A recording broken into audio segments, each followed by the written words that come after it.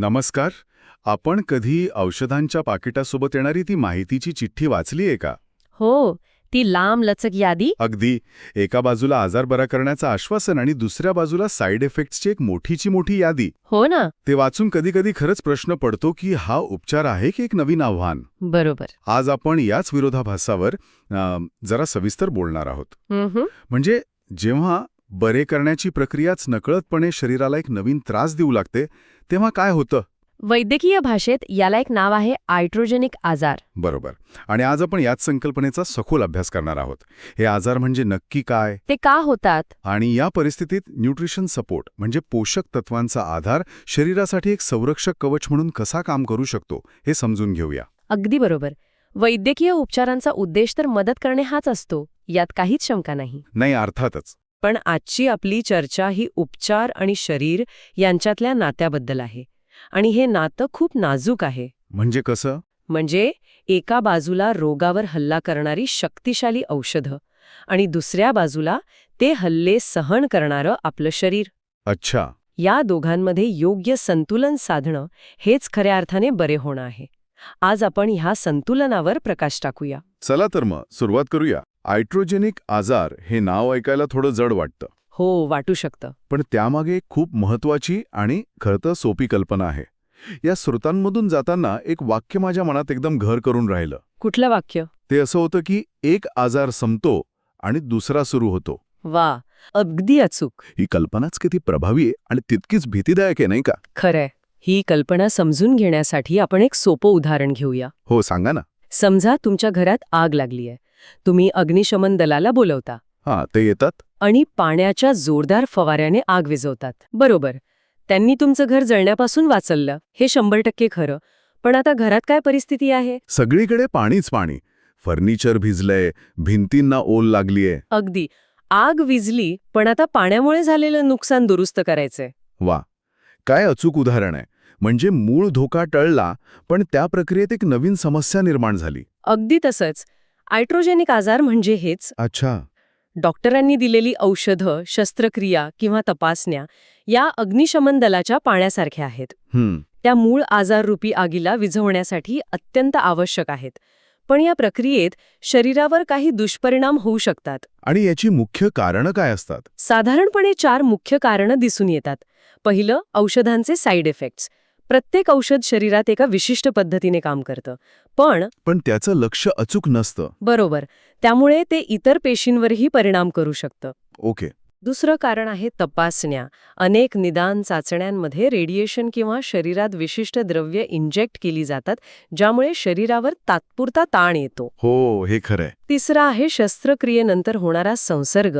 Operation यशस्वी झालं तरी जखमेच्या ठिकाणी जंतुसंसर्ग होण्याचा धोका असतोच. आणि चौथं, जे गंभीर असू शकतं ते म्हणजे चुकीचं निदान, ज्यामुळे अनावश्यक औषधं शरीरात जातात. बापरे. या सगळ्याचा परिणाम एका वाक्यात सांगता येतो. आजार बरा होतो, पण शरीर कमजोर होते. हे ऐकून तर असं वाटतंय की उपचारच एक नवीन समस्या निर्माण करू शकतात. पण हे जे पाण्यामुळे होणारं नुकसान आहे ते संपूर्ण शरीरावर सारखंच होतं की काही अवयवांना याचा जास्त फटका बसतो? खूप चांगला प्रश्न आहे. नाही, हा परिणाम संपूर्ण शरीरावर सारखा होत नाही. अच्छा. जसं घरात पाणी शिरल्यावर लाकडी फर्निचर जास्त खराब होतं, पण स्टीलच्या भांड्यांना काही होत नाही. तसंच शरीराचं आहे. अगदी. आपल्या शरीरातील काही अवयव जास्त संवेदनशील असतात आणि त्यांना या उपचारांचा जास्त फटका बसतो. यात प्रामुख्याने लिव्हर, किडनी, आतडे आणि मेंदूंचा समावेश होतो. ओके.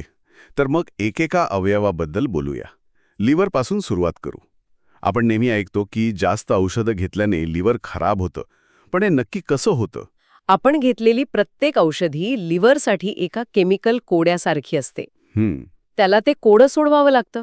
म्हणजे प्रोसेस करावं लागतं. हो. या प्रक्रियेला मेटाबॉलिझम म्हणतात. लिव्हर त्या औषधातील आवश्यक घटक वेगळे करते आणि अनावश्यक भाग शरीराबाहेर टाकण्याच्या प्रक्रियेसाठी तयार करते. आणि जेव्हा औषधांचा मारा जास्त असतो तेव्हा लिव्हरच्या या क्षमतेवर प्रचंड ताण येतो. ते अक्षरशः ओव्हरटाईम काम करून थकून जातं. समजलं. आणि किडनीचं काय? तिची भूमिका काय असते यात?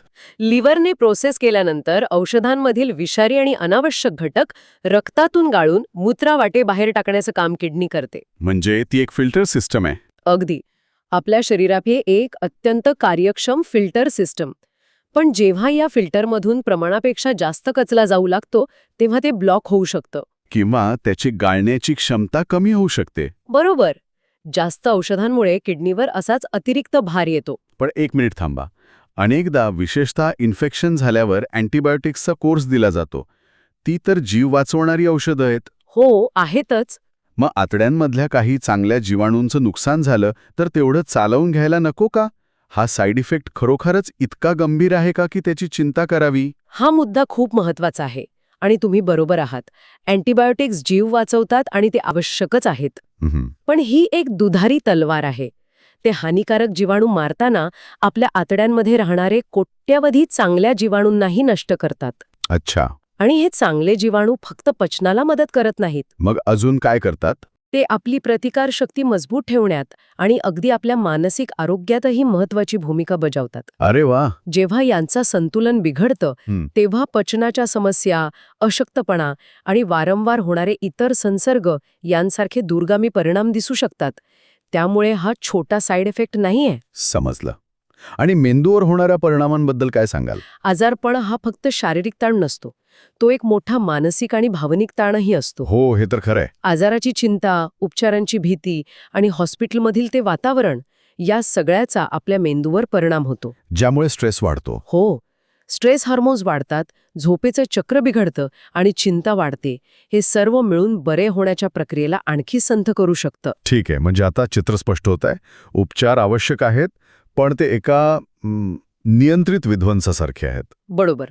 ते आजार नष्ट करतात, पण मागे बराच कचरा आणि नुकसान सोडून जातात. अगदी. मग हा कचरा साफ करून शरीराची पुनर्बांधणी कशी करायची? इथेच न्यूट्रिशन सपोर्टची भूमिका सुरू होते का? अगदी बरोबर. इथेच न्यूट्रिशन सपोर्ट ही संकल्पना समोर येते.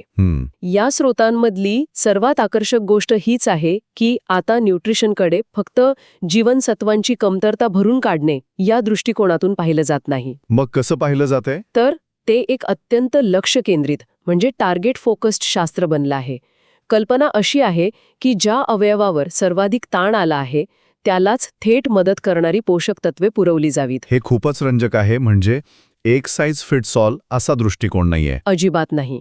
या स्रोतांमध्ये ॲस्टोनियावेन नावाच्या ब्रँडचा एक केस स्टडी म्हणून उल्लेख आहे, जो या संकल्पनेचं उत्तम उदाहरण देतो. त्यांनी काय केलंय? त्यांनी अवयव विशिष्ट म्हणजे ऑर्गन स्पेसिफिक सपोर्ट सिस्टम कशी तयार केली आहे हे दाखवलं आहे.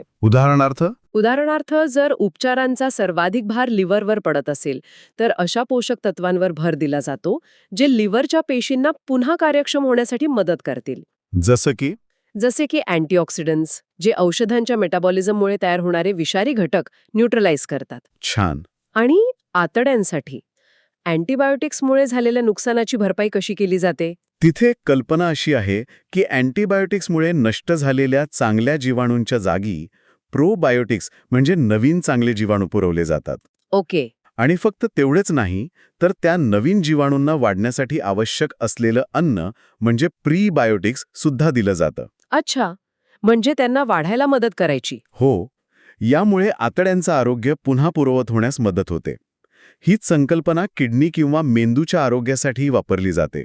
म्हणजे एकदम स्पष्ट सांगायचं तर हा न्यूट्रिशन सपोर्ट औषधांना पर्याय नाही, बरोबर? नाही, अजिबात नाही. हे म्हणजे मुख्य हिरोसाठी काम करणाऱ्या सपोर्टिंग क्रू सारखं आहे का? तुम्ही अगदी अचूक शब्द वापरलात. हा सपोर्टिंग क्रू आहे. तो आजार बरा करण्याचा दावा करत नाही. मग त्याची भूमिका काय आहे? त्याची भूमिका आहे उपचारांदरम्यान शरीराला आवश्यक पोषक तत्वे पुरवणे, थकलेल्या अवयवांना आधार देणे, कमजोर झालेली प्रतिकारशक्ती पुन्हा मजबूत करणे. आणि या सगळ्यामुळे बरे होण्याची प्रक्रिया अधिक वेगवान आणि सुरळीत करणे. स्रोतांमधले एक घोषवाक्य हे उत्तम प्रकारे स्पष्ट करतं. कोणतं? रिकव्हरी उपचाराने होते, पण मजबूत रिकव्हरी पोषणाने होते. वा. फक्त बरे होणे आणि पूर्वीसारखेच मजबूत होऊन बरे होणे यात मोठा फरक आहे. हे सगळं ऐकून खूप पटतंय, पण मग एक प्रश्न मनात येतो. विचारा ना. जर हे इतकं महत्वाचं आहे तर प्रत्येक उपचारासोबत ही गोष्ट स्टँडर्ड प्रॅक्टिस का नाही? म्हणजे डॉक्टर औषधं लिहून देतात तेव्हाच असा न्यूट्रिशन सपोर्ट का सुचवला जात नाही? हा या चर्चेतला खरं तर सर्वात महत्वाचा भाग आहे. याची अनेक कारणं आहेत. पहिलं आणि सर्वात मोठं कारण आहे जागरूकतेचा अभाव. रुग्ण आणि अनेकदा डॉक्टर सुद्धा फक्त आजारावर आणि तो बरा करणाऱ्या औषधांवर इतके केंद्रित असतात की संपूर्ण शरीरावर काय परिणाम होतोय याकडे दुर्लक्ष होतं. अगदी आपलं लक्ष फक्त आग विझवण्यावर असतं, पाण्यामुळे होणारं नुकसान दुरुस्त करण्यावर नसतं. बरोबर. आणि दुसरं कारण काय असू शकतं? दुसरं कारण आहे वैद्यकीय क्षेत्रातील स्पेशलायझेशन. म्हणजे हृदयरोगज्ञ हृदयाचा विचार करतात, किडनीचे डॉक्टर किडनीचा. पण ह्या सगळ्या उपचारांचा एकत्रित परिणाम शरीरावर काय होतोय? हां. आणि त्यासाठी पोषण कसं असायला हवं हे पाहणारा सिस्टीम मॅनेजर अनेकदा नसतो. बरोबर. त्यामुळे एकसंध दृष्टिकोनाचा अभाव जाणवतो. आणि तिसरं काही? तिसरं म्हणजे रुग्णांवर आधीच खूप माहितीचा आणि सूचनांचा भार असतो. औषधं कधी घ्यायची, काय पथ्य पाळायचं, यात आणखी एका गोष्टीची भर घालणं त्यांना अवघड वाटू शकतं. हेही खरंय. याचा अर्थ ज्यांच्यावर या उपचारांचा जास्त परिणाम होतो त्यांच्यासाठी तरी याची नितांत गरज आहे. हो. मग असे कोणते लोक आहेत ज्यांनी या गोष्टीचा प्राधान्याने विचार करायला हवा? हो. काही गटांमध्ये हे पाण्यामुळे होणारं नुकसान जास्त गंभीर असू शकतं. त्यामुळे त्यांच्यासाठी हा सपोर्ट अधिक महत्वाचा ठरतो. उदाहरणार्थ, ज्यांना आधीपासूनच ब्लड प्रेशर किंवा डायबिटीज आहे. कारण या आजारांमुळे त्यांची किडनी आणि लिव्हर आधीच संवेदनशील झालेले असतात. औषधांचा अतिरिक्त भार त्यांना सहन होत नाही. अच्छा. ज्यांची नुकतीच मोठी शस्त्रक्रिया झाली आहे त्यांच्या शरीराला जखम भरून काढण्यासाठी आणि ऊर्जा मिळवण्यासाठी अतिरिक्त पोषणाची गरज असते. आणि अँटीबायोटिक्स घेणारे किंवा जे जास्त काळ हॉस्पिटलमध्ये राहिले आहेत त्यांच्याबद्दल काय? अँटीबायोटिक्सचा वारंवार किंवा दीर्घकाळ वापर करणाऱ्यांच्या आतड्यांचं आरोग्य जपण्यासाठी हे आवश्यक आहे. आणि जे हॉस्पिटलमध्ये जास्त काळ राहतात? महत्वाचा ठरतो. म्हणजे थोडक्यात जो कोणी व्यक्ती कोणत्याही प्रकारचा गंभीर किंवा दीर्घकालीन वैद्यकीय उपचार घेत असेल त्याच्यासाठी उपचारांसोबतच शरीराच्या पोषणाची काळजी घेणं अत्यंत आवश्यक आहे. तर आजच्या या चर्चेतून माझ्यासाठी तरी सर्वात मोठा धडा हा आहे की बरे होण्याच्या प्रक्रियेकडे पाहण्याचा आपला दृष्टिकोनच बदलायला हवा. हो. बरे होणं म्हणजे फक्त आजारावर हल्ला करणं नाही, तर त्याचवेळी आपल्या शरीराचं संरक्षण करणं आणि त्याची पुनर्बांधणी करणं आहे. बरोबर. आपण अनेकदा फक्त औषधं वेळेवर घेण्यावर लक्ष देतो, पण त्या औषधांचा भार उचलणाऱ्या आपल्या शरीराकडे पूर्णपणे दुर्लक्ष करतो. अगदी बरोबर. आणि म्हणूनच या माहितीमधला अंतिम संदेश खूप प्रभावी वाटतो. कोणता? उपचार आजार कमी करतो, तर न्यूट्रिशन शरीर वाचवते. वा, हे खूपच महत्वाचं आहे. उपचारांमुळे होणाऱ्या दुष्परिणामांपासून म्हणजेच आयट्रोजेनिक परिणामांपासून शरीराचे संरक्षण करणे ही यामागील मुख्य कल्पना आहे. उपचारादरम्यान शरीराची अशी विज्ञानावर आधारित काळजी घेणं हे भविष्यातील अनेक समस्या टाळू शकतं. आणि आपल्याला खऱ्या अर्थाने निरोगी बनवू शकते. अगदी. आणि यावर विचार करताना एक शेवटचा प्रश्न मनात येतो. आपण आजारी पडल्यावर औषधांसाठी फार्मासिस्टकडे जातो, पण त्याचवेळी आपल्या शरीराच्या रिकव्हरीसाठी, त्याच्या पुनर्बांधणीसाठी कुणाकडे जातो? खरंय. आपल्याकडे शरीरासाठी असा एखादा रिकव्हरी स्ट्रॅटेजिस्ट का नसतो? विचार करण्यासारखा मुद्दा आहे. आपण या दोन भूमिकांकडे वेगवेगळ्या का पाहतो, जेव्हा त्या दोन्हींचं ध्येय एकच आहे, खरं आणि चिरस्थायी आरोग्य?